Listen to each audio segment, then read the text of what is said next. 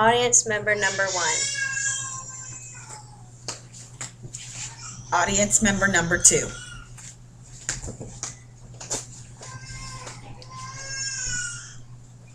Hi.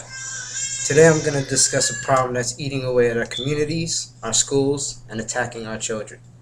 I'm talking about gangs. Okay. In 2010, there was over 750,000 U.S. citizens that were gang members. This is by teenviolencestatistics.com. Also, within that, 35% of our suburbs reported gang activity within that same year by familyfirstaid.com. Unfortunately, I myself was part of a gang when I was younger. I was part of a gang from the age of 12 to 18. I dedicated my life to my affiliation.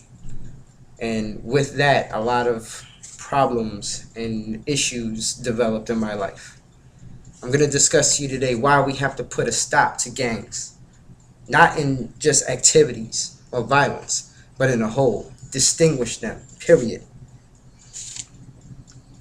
When talking about gangs, there are many things affiliated with them that would cause us to say that they needed to be distinguished.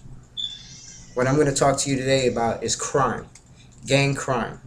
Okay, gang crime is broken. I've broken gang crime down into two different subjects. Gang violence, okay, which is a big part of being part of a gang affiliation.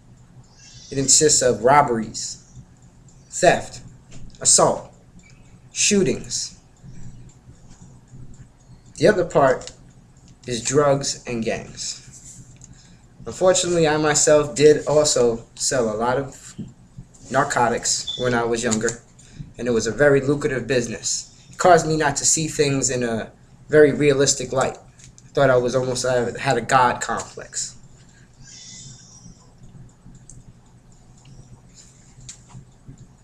Found on justice.gov. It was actually known that gangs actually produce and control most of the PCP in our nation. I myself never actually dealt with that type of narcotic. But just to know that they have such a foothold on that one area and can distribute it is a big, big issue. These two issues are major in the reason why we have to distinguish gangs in our society, or else they'll continue to attack our kids and force them into the belief that gangs are a true family. That brings me to my next point. We have to educate our children into these programs that exist to not only help the ones that are in the affiliations, but those that are thinking of joining, those that think that there's no other way. The first program is called GREAT. It's actually Gangs Resistance Education and Training Program. This is a great program for kids. It actually helps them before they go into an affiliation. Gives them a place to go after school, a place to give them as a tutor, a mentor. The other one I've discovered is at opendooryouth.org. This is another program that's affiliated with helping kids that have actually been in the gang and in the affiliation and are trying to help them sort it out. Okay, these are two great ways for us to try to get them out of this type of living situation. But there are so much more ways that we can do it. Now, unfortunately, we do have things nowadays that portray gangster as being cool or hip or whatever. This is completely false and completely from the truth. It is not cool to be a gangster. Your life is evolved around hate and violence. Okay, the one signature about being in a gang or affiliation is your colors. Colors are very important to me. Colors are very important to any affiliation member. Colors can be shown in a number of ways. You have beads. You have different colors that you wear as clothing. But a big signature of it is a bandana. Okay, a bandana is just like this.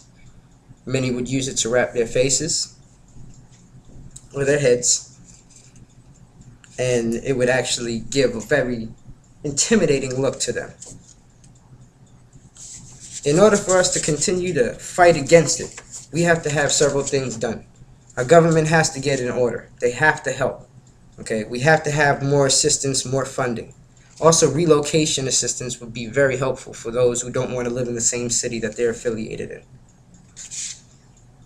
I've basically gone through everything that I needed to try to get into your head how bad it is. Gangs are a part of every aspect of crime in our country. Okay, if law enforcement, the parents of these children, and the school systems would actually get together, I believe that we can actually put an end to this.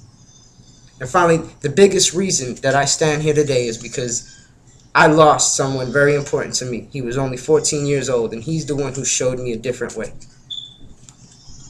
I hope that this has been good for y'all. Have a great day. Goodbye.